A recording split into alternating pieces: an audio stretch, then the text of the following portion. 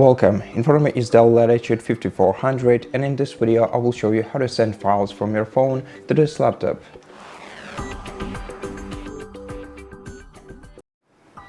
To do it, you have to open the web browser, go to the search engine and search for the pairdrop.net website. Once you find it, open it.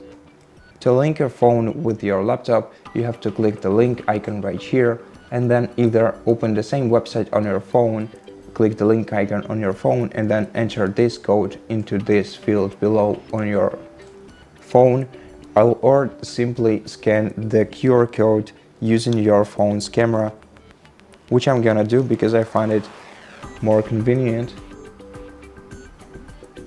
Open the website on your phone.